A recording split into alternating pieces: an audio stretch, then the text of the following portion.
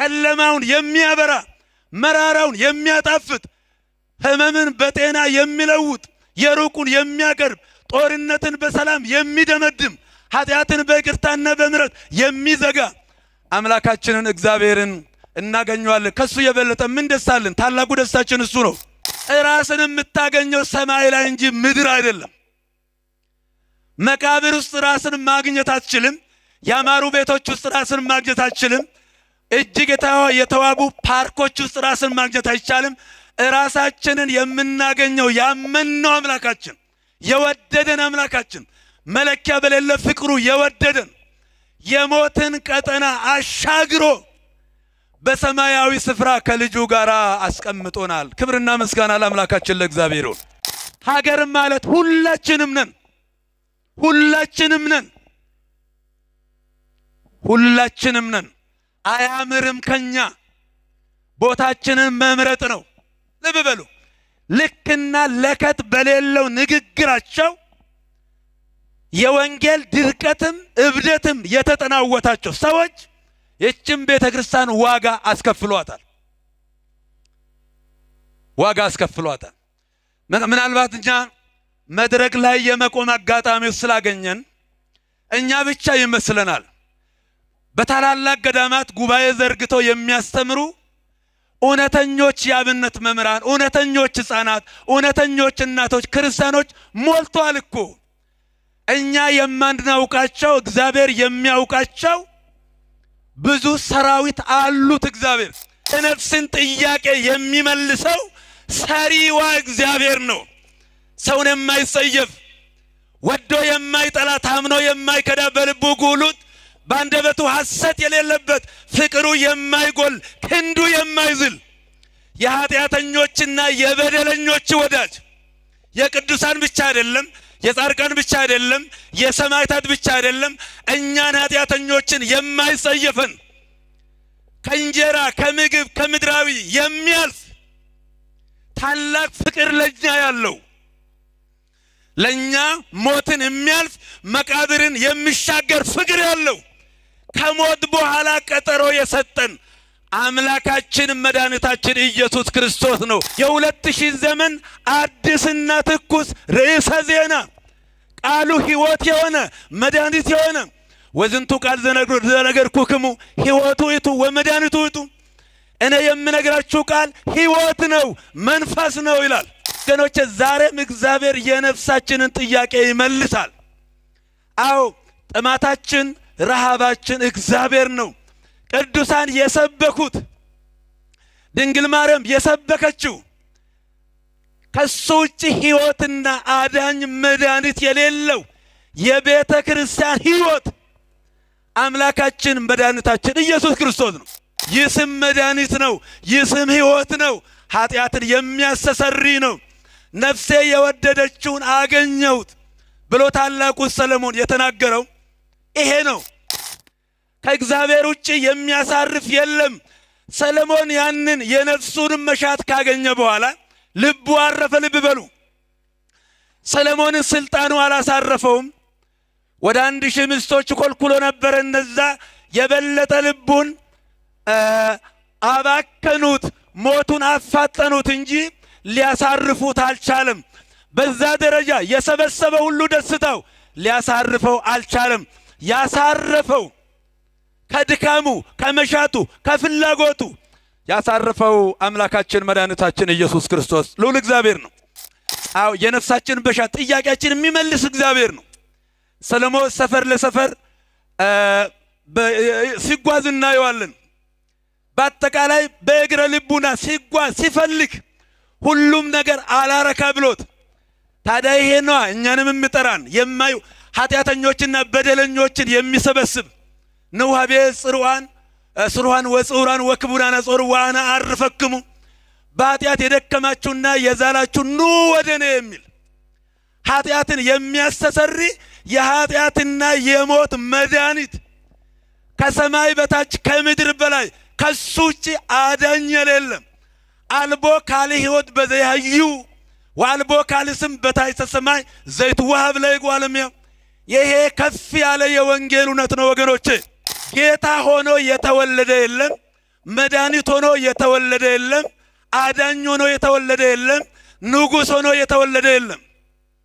ንጉሥ ሆኖ የተወለደው የነፍሳችን ፍለጋ ይበቃሻል። ከዚህ በላይ የእርካታችን ጥግ የበቃኝ ኑሮ መሰረት አምላካችን መድኃኒታችን ኢየሱስ ክርስቶስ በተወለደ ጊዜ ቅዱሳን መላእክት በታላቅ ናፍቆት መጥተው ያ የሺህ ዘመናት ናፍቆታቸውን ተወጡ። ክብርና ምስጋና ለአምላካችን ይሁን። የሰው ክንዱ ይዝላል፣ ክንዱ የማይዝል አስተማማኝ የማይቆረቁር ከበድከኝ የማይል የማይገፈትር የሚያቅፍ ያ የዘላለም ክንድ አምላካችን እግዚአብሔር ነው። እግዚአብሔር ሀገራችንን ያሳርፍልን። በእውነት ያሳርፋል እግዚአብሔር። ኢትዮጵያ ነች፣ አዲስ አበባም አዲስ አበባ ነች። ደጋግ ሰዎች ያሉባት የኢትዮጵያ ገጠር አብያተ ክርስቲያናትን የገነቡ ብዙ ድሆችን የቻሉ የረዱ የኢትዮጵያውያን ሳንባና እስትንፋስ የአዲስ አበባንም ሕዝብ እግዚአብሔር ይባርክልን ይቀድስልን። በእውነቱ አብ ወወልድ ወመንፈስ ቅዱስ አሃዱ አምላክ ኦ ዘታርፎ ለዓለም ምስጢረ ህቡአ በዲበ መስቀልከ ዘአንተ አርአይከ ለነ ወመኑ መሐሪ ወቅዱስ ዘከማከ። ክቡር አባታችን መላከ ብርሃናት የኔታ መዝገቡ የዚህ ታላቅ ደብር ዋና አስተዳዳሪ፣ የዚህ ቅዱስና የበረከት መንጋ ጠባቂ፣ እንደዚሁም በዛሬው ዕለት በመካከላችን የተገኙ ወንጌላዊ አስተማሪ፣ ለቤተ ክርስቲያናችን ትልቅ መብራት እያበሩ ያሉ መጋቤ ብሉያትና አዲሳት አባ ገብረ ኪዳን፣ እንደዚሁ ተወዳጁ ወንድማችን መምህራችን መምህር ብርሃኑ አድማስ፣ እንደዚሁ የዚች ቤተ ክርስቲያን ባለውለታዎች፣ ምሰሶች፣ አለቶች እጅግ ውድ ዋጋ ከፍላችሁ ራሳችሁን ሰጥታችሁ እቺ ቤተ ክርስቲያን የምታገለግሉ የአብነት መምህራን፣ ከሩቅም ከቅርብ መጣችሁ በዚህ ታላቅ ጉባኤ ላይ የተገኛችሁ እንደምሰነበታችሁ። ቅድመ ዓለም የነበረ ማዕከል ዓለም ያለ ዓለምን አሳልፎ የሚኖር ተቀዳሚ ተከታይ የሌለው ዋሂደ ባህሪ ልዑለ ባህሪ አምላካችን ልዑል እግዚአብሔር ከዚህ ስላደረሰን ለስም አጠራሩ ክብርና ምስጋና ይግባው።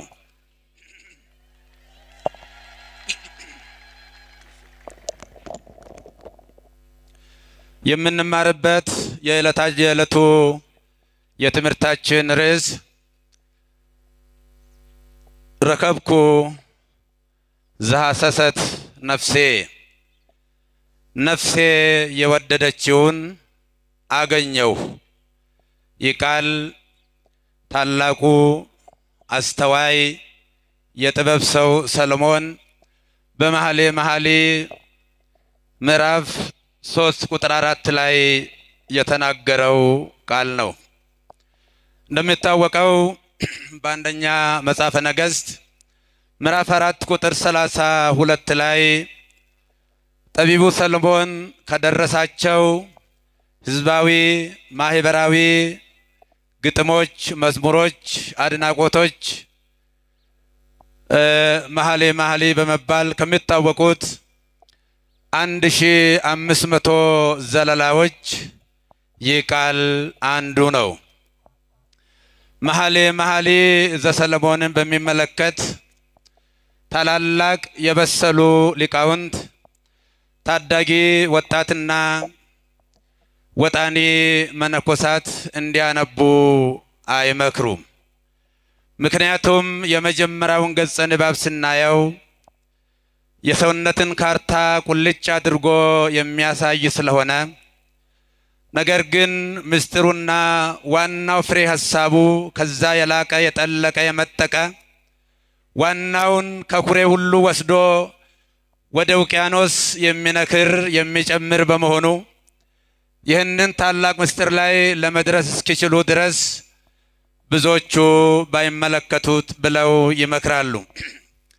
የሆነ ሆኖ መኃልየ ዘሰሎሞን ረከብክዎ ዘሐሰሰት ነፍሴ ነፍሴ የወደደችውን አገኘሁት የሚለው ታላቅ ምስጢር ያለው ንባብ ብቻ ሳይሆን ዋናው የነፍሳችንን ፍለጋ እስከ የት እንደሆነ የሚነግረን የሚያስተምረን ነው። እንደምታወቀው የሰው ልጅ ከሌሎቹ በተለየ ሁኔታ ነፍስ ስጋና መንፈስ ያለው ነው።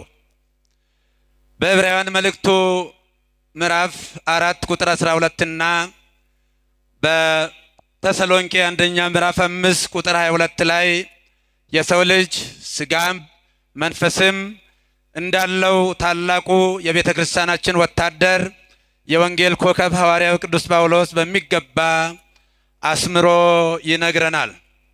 እንግዲህ ርዕሱን እንደምንመለከተው ርዕሱ ሩቁን ነው የሚያሳየው። ነፍሴ የሚለው በአዲስ ኪዳን ልቡናዬ ተብሎ ይተረጎማል።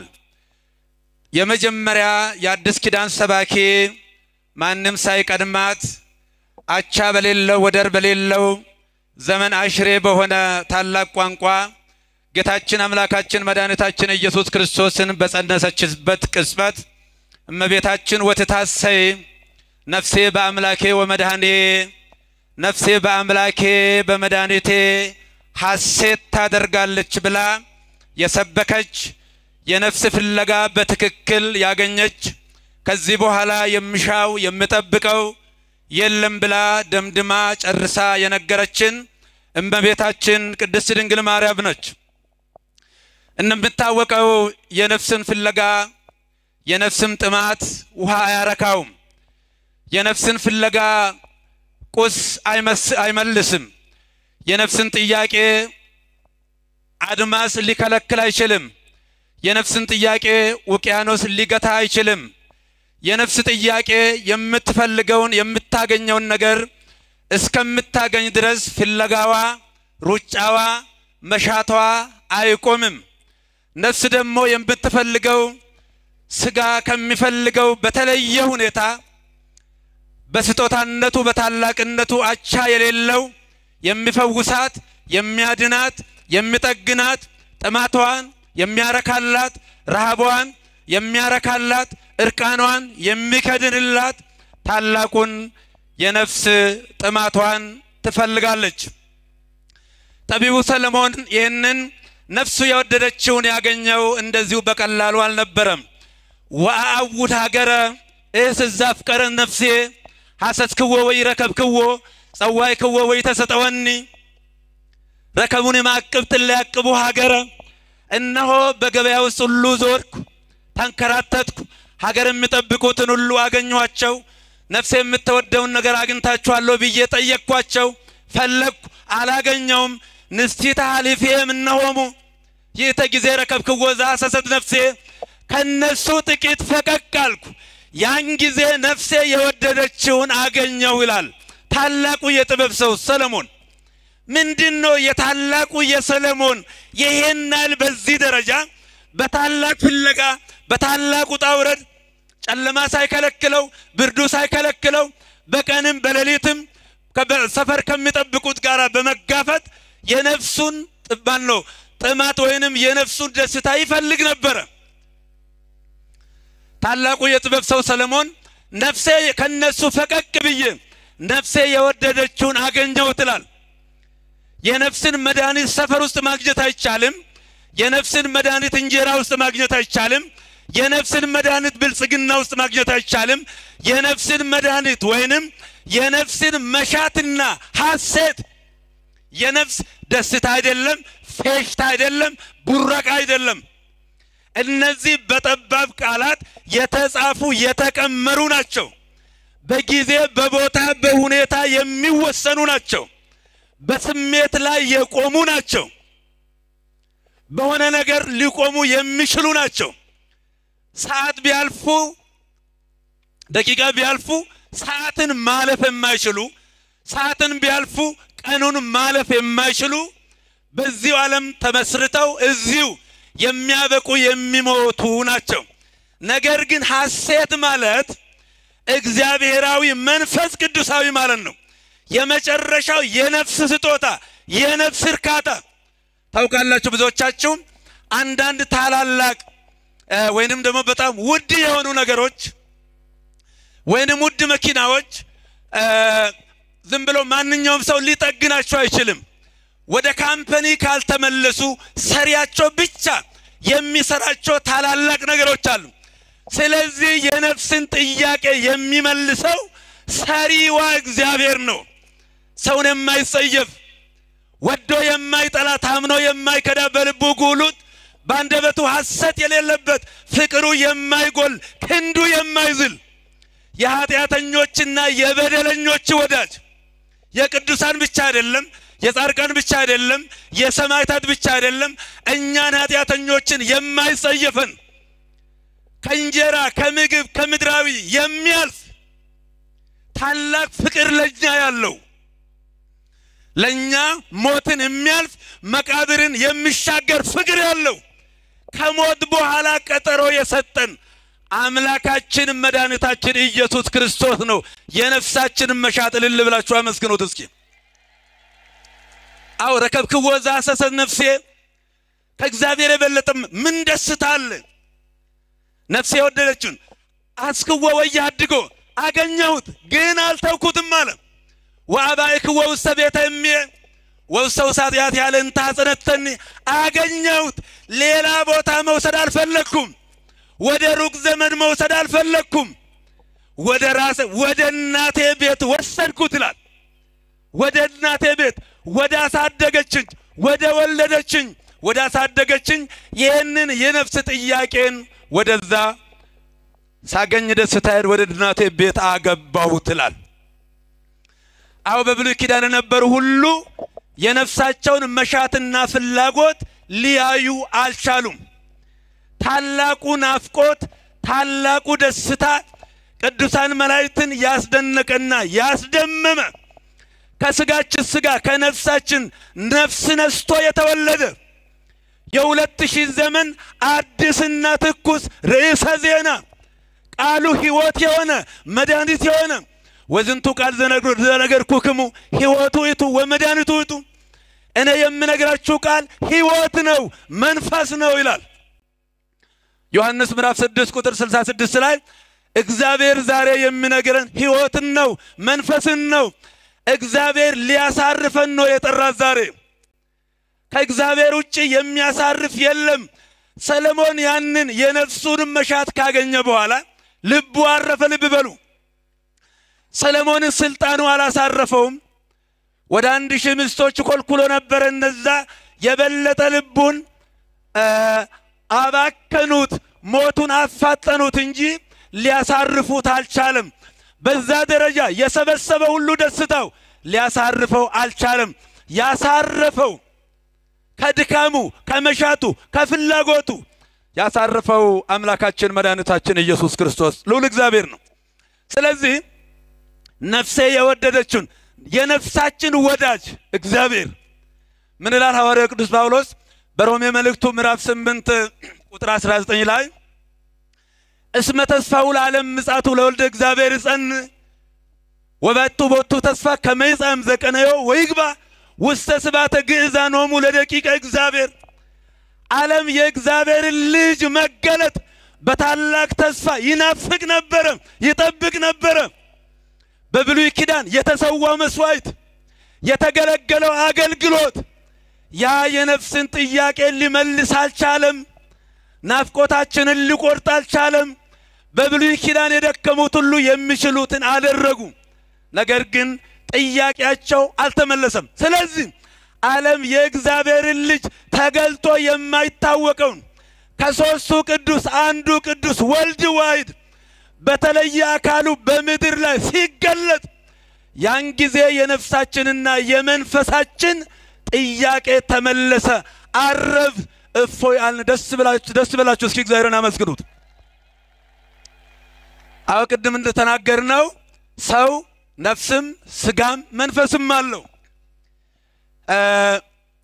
ነፍስ የስጋ ሕይወት መኖሪያ ነው።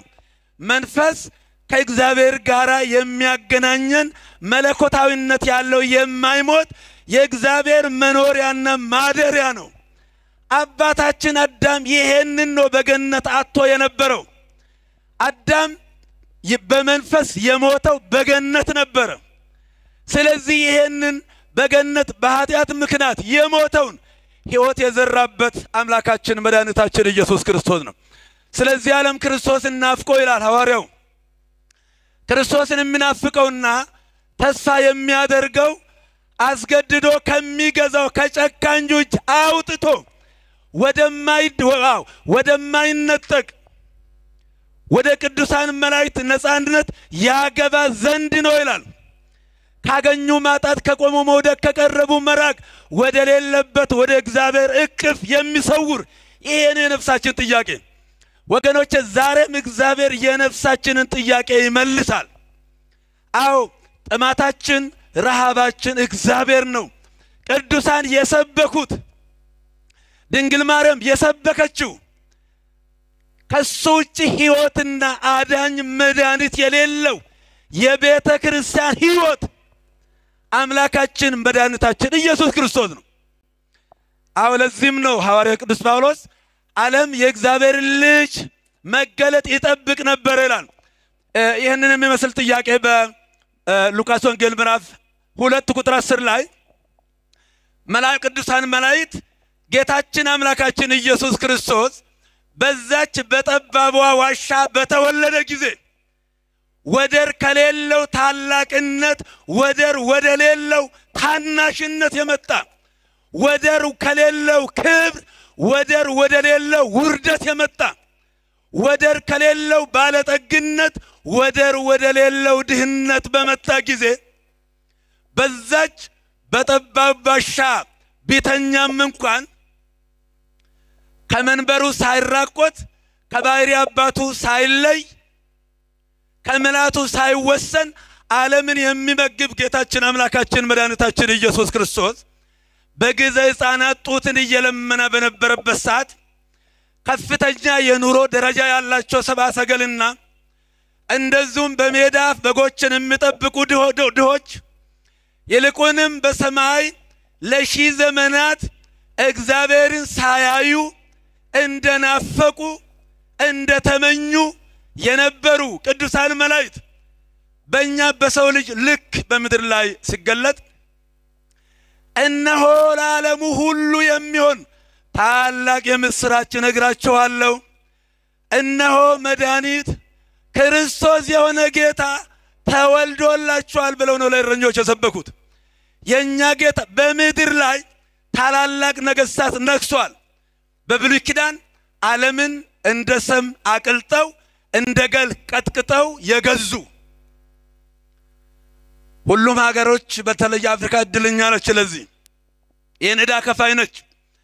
እነዛ በሙሉ ሲወለዱ እርቃናቸውን ነው የተወለዱት።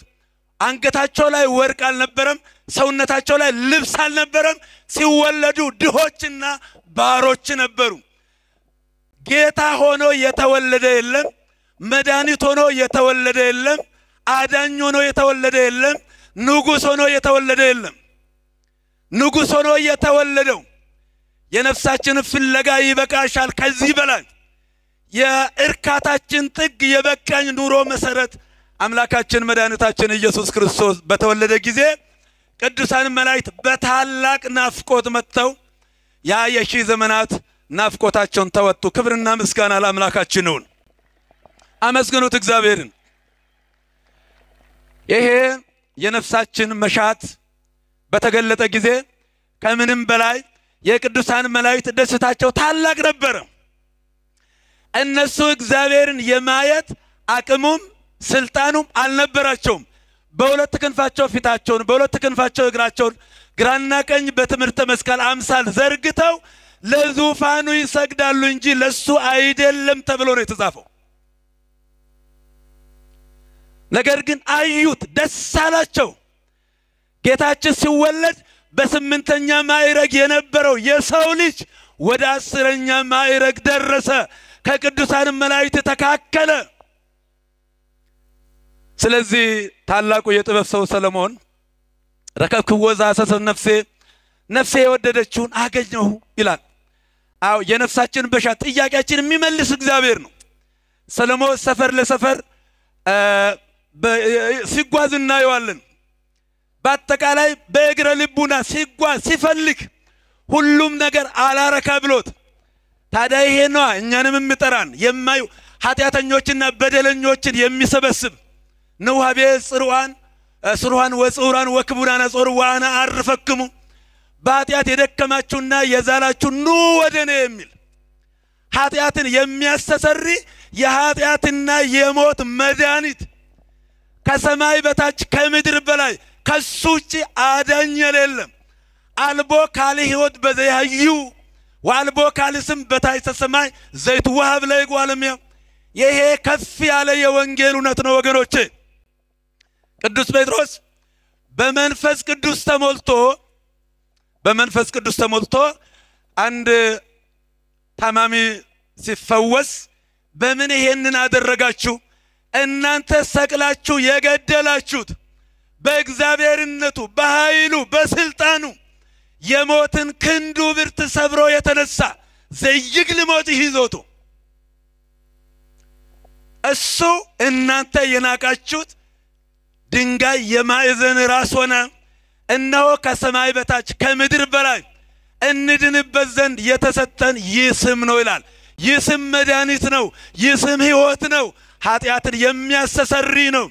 ነፍሴ የወደደችውን አገኘሁት ብሎ ታላቁ ሰሎሞን የተናገረው ይሄ ነው። በመጽሐፈ ምሳሌ መኃልየ ዘሰሎሞን ቅድም እንደተናገርኩት በተለይ ገጸ ንባቡ ስናየው ግዙፍ ነው። ላይን ግዙፍ ነው። ቶሎ ጆሮ ገብ ነው ይስባል፣ ግን ግዙፍ ነው። ውስጡ ግን ረቂቅ ነው። የክርስቶስና የቤተ ክርስቲያንን ህብረት አንድነት የምንተረጉምበት ታላቅ ቃል ነው። ስለዚህ ይህንን አዳኝ የሆነውን ቤዛ የሆነውን መድኃኒት የሆነውን ይህንን ነው ታላቁ ሰው ሰሎሞን በጥበብ የሚናገረው። ወይዘስ አልቦሙ ኩነኔ ለሊያድጉ ምግባረ ሥጋ በእግዚእነ ኢየሱስ ክርስቶስ እስመ ሕገ መንፈስ ዘተውበ በኢየሱስ ክርስቶስ ውእቱ አግዓዘነ እምሕገ ኃጢአት ወሞት። ከእንግዲህ ወዲህ መስዋዕተ ኦሪት ሰውቼ ሕገ ኦሪትን ጠብቄ ሥርዓቱን ፈጽሜ ተገርዤ እድናለሁ ማለትን በተው ከግላ ኦሪት የተላቀቁ ሰዎች ከእንግዲህ ወዲህ ኩነኔ የለባቸውም ይላል። አመስግኑት እግዚአብሔርን። የለባቸውም ይላል። እነሆ በአዲስ ኪዳን የተሰጠው የሕግ መንፈስ ከኃጢአት ባርነትና ከዲያብሎስ ቁራኝነት ነፃ አውጥቶናል ይላል። ሮሜ 8:1 ላይ ነፃ አውጥቶናል ይላል። መቼም ወገኖቼ መጽሐፍ ቅዱስ የእግዚአብሔር እስትንፋስ ነው። መጽሐፍ ቅዱስ አንዳች ነገር አይወጣለትም። ችግሩ የኛ አረዳድና የማስረዳት ችሎታ ማነስ ነው። አሁን ነፃ ወጥተናል ነፃ አውጥቶናል ሲባል እኛ እኮ የዛሬ 2000 ዓመት ነው ብለው የሚከራከሩ አሉ። አዲስ ኪዳን አሁን ነው። አዲስ ኪዳን አሁን ዜሮ የማይቀድማት ሁለት የማይከተላት በአሁናዊ የጊዜ ቀመር ውስጥ ያለ ሰማይን ምድር ላይ ቀራንዮ መንበር ላይ አርብን ዛሬ ላይ የሚያመጣ ነው የአዲስ ኪዳን አገልግሎት። የብሉይ ኪዳን የሞት አገልግሎት ነው። ስልቹ አገልግሎት ነው። ስልቹ አገልግሎት ነው። ስለዚህ አሁን ድነናል ሲባል እንደውም መጽሐፉ የመዳን ቀን አሁን ነው ይላል። እወቁት ክርስቶስን። እያንዳንዱን በመጽሐፍ ቅዱስ ማስረጃ ነው ካል የመዳን ቀን አሁን ነው። የተወደደ ሰዓት አሁን ነው ይላል። ዛሬ ነው አይልም፣ ትላንት ነው አይልም፣ ነገ ነው አይልም። ስለ ነገ ማውራት አንችልም፣ የለንም። ስለ ነገም እርግጠኞች አይደለንም። ዛሬ ስለሆነው ስለ አምላካችን ስለ መድኃኒታችን ስለ ኢየሱስ ክርስቶስ እንደውም እኮ ቅዱስ ጳውሎስ ወእግዚአብሔር ሰበብ ለስባቱ ወበብዛ ምሕረቱ ዘአፍቀረነ ዘሙታንነ በኃጢአትና አሕየወነ በኢየሱስ ክርስቶስ ወድነ በጸጋሁ ከመያሪ በዓለም ዘይመጽእ ብዛ ጸጋሁ ወምሕረቱ ዘአፈርፈደ በኢየሱስ ክርስቶስ እስመ በጸጋሁ ድነ ወአሚን ዳይሙ ጸጋሁ ለእግዚአብሔር ውእቱ ወኢኮነ ዚአክሙ። አልቦ ዘይት መካ ከማልቦ በመግባርነ እግዚአብሔር እኛን ከወደደበት ታላቅ ፍቅሩ የተነሳ ለማስታወስ ነው እኮ የተሰበሰብነው። መከራውን ውርደቱን ያሳለፈውን ሌላ ለማውራት አይደለም እኮ ወገኖች። ዋና መሰብሰባችን ይሄ ነው። አንዳንዶቹ ዛሬ አዙሪት ውስጥ ገብተዋል። ምን አይነት አዙሪት ነው ካል ያረሳውትን ጥቅስ አረሳ። ተልእኳችን ሰማያዊ ነው፣ ምድራዊ አይደለም። ክርስቶስ በምድር ላይ በነበረበት በሚሰብክበት ሰዓት ኢየሩሳሌም በቅኝ ግዛት ስትማቀቅ ስትቀጠቀጥ ስትረገጥ ነበር። አይሁድ ክርስቶስ የመሲሐዊ የዳዊት መንግስት አቋቁሞ እኛን ከሮማውያንና ከግሪካውያን ነፃ ያወጣናል ብለው ካልኩሌት አድርጎ የሚከተሉት እሱ ነው። ሮማውያን እንደዚሁ ደግሞ የ5000 ያህል ገበያ ስለሚከተለው አንድ ቀን ጦር ከፍቶ እችን ሀገር ታሪካዊት ሀገር ከእጃችን ያወጣል ብሎ ያስቡ ነበር። ክርስቶስ ግን የለም፣ እዛው ውስጥም የለም። በመጽሐፈ ነገሥት ውስጥ አንድ ቃል ይገርመኛል። እሳቱ ተነሳ፣ እግዚአብሔር እሳት ውስጥ የለም። ድልቅልቅ ተነሳ ብሎ ነፋስ፣ እዛው ውስጥም የለም ይላል። ትንሽ ቀጭን ድምፅ ውስጥ ግን እግዚአብሔር ነበረ ይላል። እና ይሄን መስበክ፣ ይሄን መናገር፣ ይሄን ታላቅ ሕዝብ እግዚአብሔርን የተራበ እግዚአብሔርን የተጠማ ሕዝብን ነው መስበክ። እና እሱ በሚያደርግበት ሰዓት የመጨረሻ በስጋ ሊሰናበቱ ሲሉ ደቀ መዛሙርቱ ተሰብስበው ሳሉ በዝኑ መዋዕል ታገብ መንግሥት ለደቂቀ እስራኤል፣ ጌታ ሆይ ለእስራኤል መንግሥትን የምትመልሰው በዚህ ዘመን ነውን አሉት ይላል። ኢኮነ ለክሙ ታእምሩ መዋዕለ ዋዝማነ ዘሰራ አብ በምኩናኑ ባሕቲቱ፣ አብ በገዛ ስልጣኑ የወሰነውን ታውቁ ዘንድ ለእናንተ አልተሰጣችሁም አላቸው። ምን ማለት ነው? ስለ ምድራዊ መንግስት አይመለከታችሁም ማለቱ ነው። እናንተ ሞትንና ትንሣኤን ስበኩ። ሞትና ትንሣኤን፣ መከራዬን፣ ውርደትን ስበኩ። ሰው መሆኔ ስበኩ። ቤተ ክርስቲያንም የምትሰብከው የቤተ ክርስቲያን ሕይወት ይሄ ነው። ንዜኑ ሞተከ ወትንሣኤከ ቅድስተ፣ ሞትን እንናገራለን ትንሣኤንም እናበስራለን። እና ይሄ አሁን የሚለው ነገር ሲነሳ ብዙዎቻችሁ ለጆሮአችሁ አዲስ ይሆናል። ብዙዎቹ አስቀድሞ ስለቀሙን በደንብ ስላጮሁት ብዙዎቻችን እንግዳ ሊመስልን ይችላል። አይደለም። እንደውም ጳውሎስ ምን ይላል? አንተ ሙሰ በጻይክሙ ሀበ ጽዮን ሀገረ እግዚአብሔር ያው ኢየሩሳሌም እንተ በሰማያት ወሀበ አእላፍ መላእክት ፍስቷን ወማይበረበኩ እለ ጽሑፍ አስማቲሆሙ በሰማያት ወሀበ እግዚአብሔር መኮንነ ኩሉ ወሀበ መንፈሰ ጻድቃን ፍጹማን ወሀበ ኢየሱስ ህሩይ ወመር ለአዳስ ንብ ወሀበ ኢየሱስ ህሩይ ወመር ለአዳስ ስራት ወለንዛተ ደም ነባቢ ዘሄይዝ ተናግሮ እንዛቤል። ወዳጆቼ ይላል እነሆ እናንተ ዛሬ ወደ ታላቁ ወደ ሕያው እግዚአብሔር ከተማ ወደ ጽዮን ደርሳችኋል። ደርሰናል እኮ አመስግኑት፣ እስኪ አመስግኑት፣ አትፍሩ፣ እመኑት። ደርሰናል ማለት ምድር ላይ አይደለንም ወይ እንል ይሆናል። አንድ ሰው ፓስፖርት አውጥቶ ቪዛ ተመቶለት ቲኬት ቆርጦ መጓዝ ብቻ ነው የሚጠበቅበት። የሰው ሬዲ ነው ማለት ነው ያሰበበት ለመድረስ። ልክ እንደዚህ ነው። እናንተ ወደ ሕያው እግዚአብሔር ከተማ ደርሳችኋል፣ ምድር ላይ አይደላችሁም።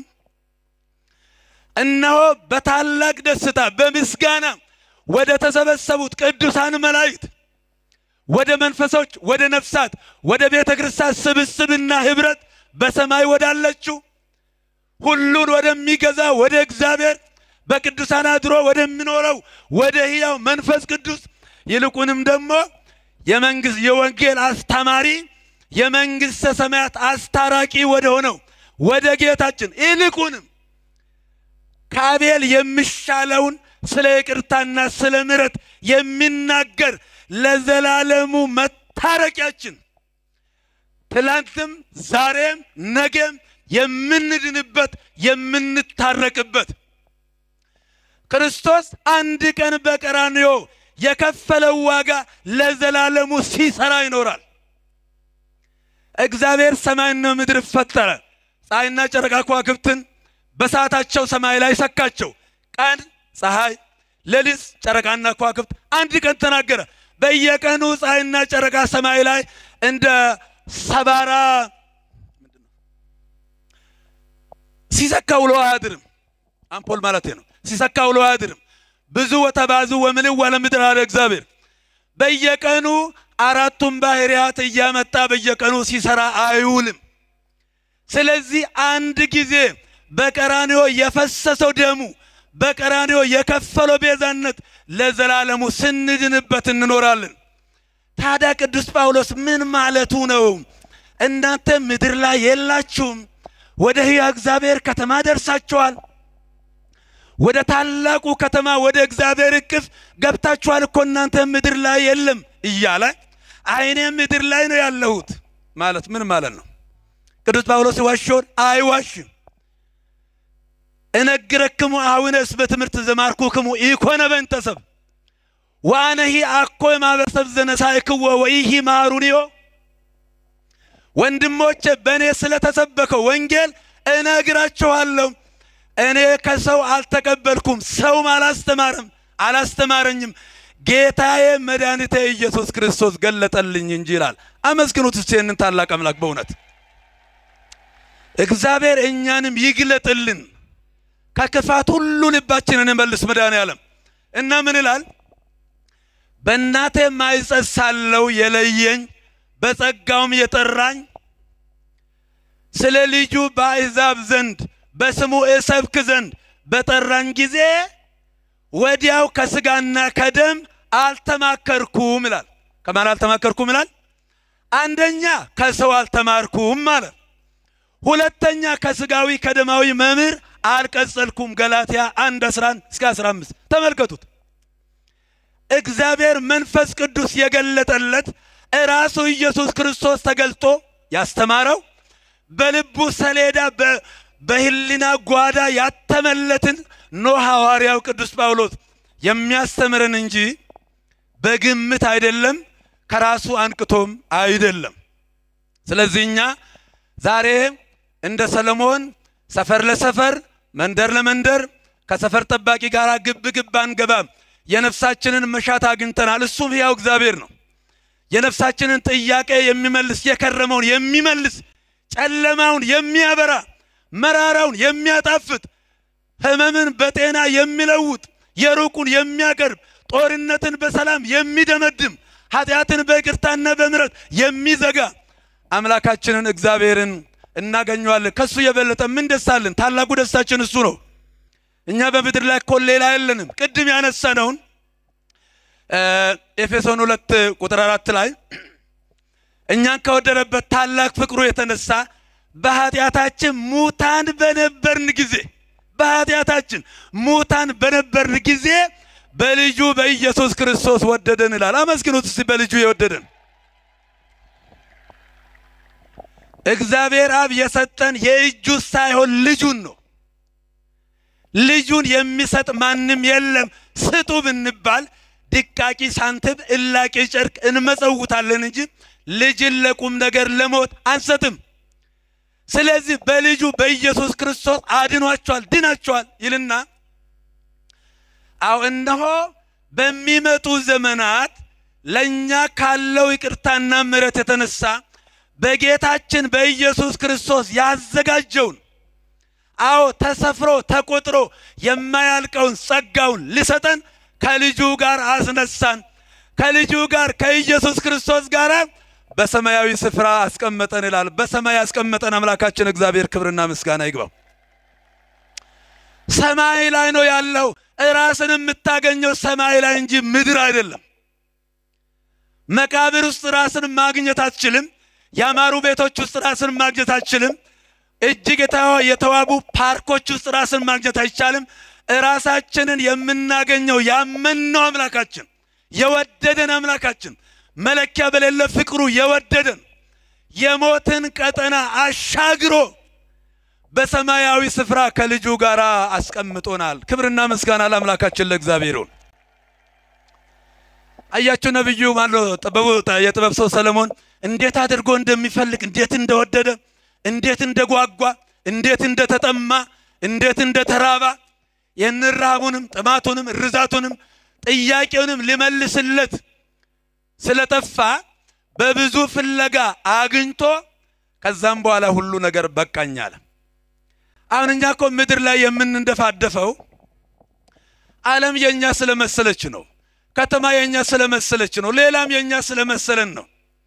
ዝኮረ ባሄ አብደርኩ እህጎሎ መንተ ክርስቶስ በእንታይ በይ ኃይለ አእምሮቱ ለኢየሱስ ክርስቶስ እግዚእ ዘበንታው ገደፍኩ ኩሎ ወረሰይክዎ ከመይዳው ከመርቦ ለክርስቶስ የጌታዬ የመድኃኒቴ የኢየሱስ ክርስቶስ የኃይሉ ጽናት የክብሩ ብዛት ስለበዛልኝ ለኔ ክብር የነበረውን ሞገስ የነበረውን ስልጣን የነበረውን ሁሉ እንዳደፍና እንደ ጉድፍ እቆጥረዋለሁ ይላል ፊልጵስዩስ 3:7 ላይ ቅዱስ ጳውሎስ።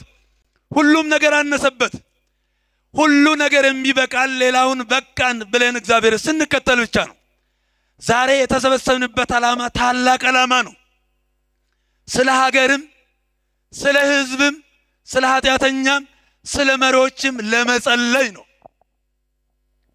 ታላቁ ቅዱስ ጳውሎስ ሐዋርያ የእግዚአብሔር አገልጋይና ወታደር እንደመሆኑ መጠን በአንደኛ ጢሞቴዎስ ምዕራፍ 2:1 ላይ አስተበቋ ከቀዳሜ ኩሉ ትግበር ጸሎተ ወሲኢለ ወተጋንዮ ወጸልዩ ላይለ ኩሉ ሕዝብ ወላይለ ኩሉ ነገሥት ወመኳንንት ከመበህዱ ወበጽምው ይኩን ንብረትነ በኩሉ ጽድቅ ወንስ ዝኬ ሰናይ ሂሩይ በቅድመ እግዚአብሔር መዳኒነ እስመውቱ ይፈቅድ ይህ ሁሉ ወያእምር ዋለ ጽድቅ።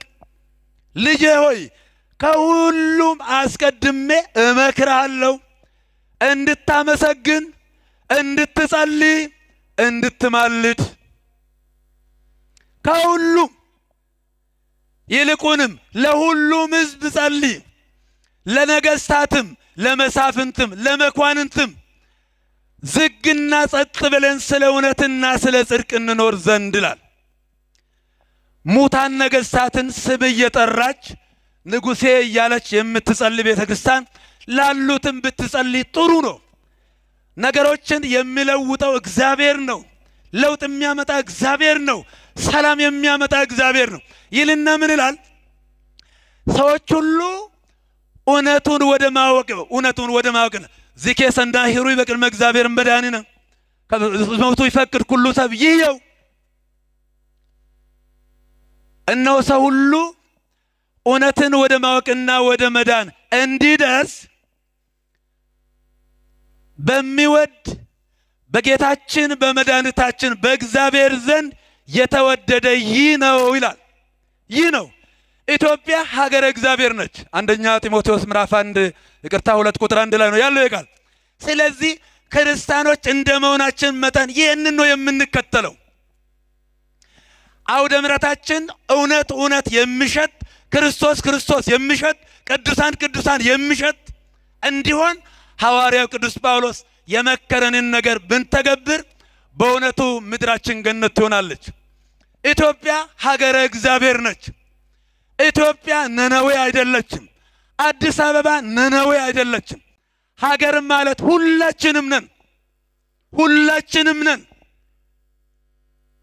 ሁላችንም ነን። አያምርም ከኛ ቦታችንን መምረጥ ነው። ልብ በሉ። ልክና ለከት በሌለው ንግግራቸው የወንጌል ድርቀትም እብደትም የተጠናወታቸው ሰዎች ይህችን ቤተክርስቲያን ዋጋ አስከፍሏታል። ምናልባት እኛ መድረክ ላይ የመቆም አጋጣሚው ስላገኘን እኛ ብቻ ይመስለናል። በታላላቅ ገዳማት ጉባኤ ዘርግተው የሚያስተምሩ እውነተኞች የአብነት መምህራን፣ እውነተኞች ሕፃናት፣ እውነተኞች እናቶች ክርስቲያኖች ሞልተዋል እኮ። እኛ የማንናውቃቸው እግዚአብሔር የሚያውቃቸው ብዙ ሰራዊት አሉት እግዚአብሔር። ስለዚህ አስምሮ ለመናገር መልስ ላለ እንደሆን ኢትዮጵያ ነነዌ አይደለችም። አመስግኑት እስኪ እግዚአብሔር። እንደ እግዚአብሔር ነው ማሰብ ያለብን እኛ እንደ እግዚአብሔር ኢየሱስ ክርስቶስ አባቶይ የሚያደርጉትን አያውቁምና ይቅር በላቸው። በሰቃዮቹ ፊት በገዳዮቹ ፊት እንዳልተቀየማቸውና እንደማይበቀላቸው ማረጋገጫ ሲሰጣቸው ይህንን ነው ያለው። ስለዚህ ዛሬ አገራችን ኢትዮጵያን እግዚአብሔር እንዲፈውስልን እንዲምርልን ህዝባችን እንዲባርክልን እንኳን አይደለም ሌላ ቀርቶ የእናንተ ጸሎት የእናንተ የልብ ቅንነት ታምራት መስራት ይችላል። ምን ይሳነዋል እግዚአብሔር? ዮናስ ስለ ነነዌና ስለ ዮናስ እርግጠኛ ነኝ ሰሞኑን በተፊው እንደተማራችሁ አምናለሁ። የዮናስ አስተሳሰቡ ያጥፍቶ ጠፊ አስተሳሰብ ነው። ምክንያቱም ነነዌና እስራኤል ስለማይዋደዱ በጣም ባላጋራዎች ስለሆኑ የጠላቶቻችንን መትረፍና መዳን ከማይ ብሞት ይሻለኛል ብሎ ነበር የኮበለለው።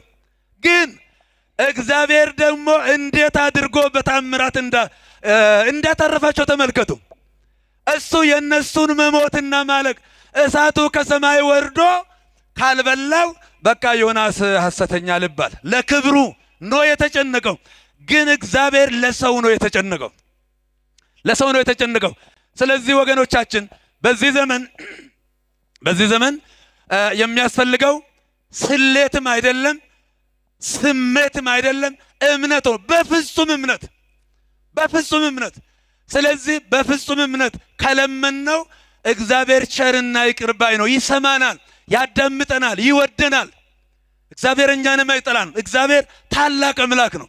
ስለዚህ እኛ እንደ ሰለሞን ነግተን ተክተን የነፍሳችንን ወዳጅ የሚያሳርፈን በቃችሁ የሚለን ታላቅ አምላክ አንድ ቃል በዘዳግም 33 ቁጥር 27 ላይ በጣም ይገርመኛል። እስራኤል በተጨነቁ ጊዜ ምን አላቸው? መኖሪያ የዘላለም አምላክ ነው፣ የዘላለም ክንዶች ካንተ በታች ናቸው ያለው። ለምን? እሱ መሪ ነውና። መሪ ኖሮ ይቅርና ሞቶም ስለሚያስጨንቅ በአጠቃላይ ህልውናቸውን በሙሴ ላይ ስላንጠለጠሉ የሙሴ ሩጫና እርምጃ አጭር ስለሆነችና ስለምትገታ እነሱን ፍጹም ሊያሳርፋቸው የሚችል የዘላለም ክንዶች ካንተ በታች ናቸው። መኖሪያ ደግሞ የዘላለም እረፍ ነው። በቃ ዝም ብለህ እረፍ። ለምን? ቀምሶ አይቷል ሙሴ ኦሪት ዘፍጥረት ምዕራፍ 17 ላይ ከአማሌቃውያን ጋራ ጦርነት በገጠመው ጊዜ እጁን ዘርግቶ እጁ ዝሎ ነበር። የሰው ክንዱ ይዝላል። ክንዱ የማይዝል አስተማማኝ የማይቆረቁር ከበድከኝ የማይል የማይገፈትር የሚያቅፍ ያ የዘላለም ክንድ አምላካችን እግዚአብሔር ነው። እግዚአብሔር ሀገራችንን ያሳርፍልን። በእውነት ያሳርፋል እግዚአብሔር። ኢትዮጵያ ነች፣ አዲስ አበባም አዲስ አበባ ነች። ደጋግ ሰዎች ያሉባት የኢትዮጵያ ገጠር አብያተ ክርስቲያናትን የገነቡ ብዙ ድሆችን የቻሉ የረዱ የኢትዮጵያውያን ሳንባና እስትንፋስ የአዲስ አበባንም ሕዝብ እግዚአብሔር ይባርክልን ይቀድስልን። በእውነቱ የንን ጉባኤ ይባርክልን። እንግዲህ ሱባኤውን የሰላም የበረከት የፍቅር ሱባኤ ያድርግልን። በእውነቱ ረከብክዎ ዘሐሰሰት ነፍሴ የሰው ዋናው ሰውን የሚያሳርፈው ከቁስም ከሌላም ከራስ ማስተሳሰብ ይልቅ የማያዳግም አምላካችን እግዚአብሔር ነውና እናንተ ምርጫችሁን እግዚአብሔርን አድርጋችሁ የእግዚአብሔርን ቃል ለመስማት ይህንን ታላቅ ጉባኤ ለመካፈል ቅድም እንደተናገርነው እንደ ሐዋርያው ቅዱስ ጳውሎስ ለሁሉም ለመጸለይ ስለ ሰላሙ፣ ስለ አንድነቱ፣ ስለ ፍቅር ውድ ዋጋ ስለከፈላችሁ ጊዜያችሁን ለእግዚአብሔር መስዋዕት አድርጋችሁ ስለሰጣችሁ ሁላችሁንም እግዚአብሔር ይባርካችሁ ይቀድሳችሁ። መልካም አዳር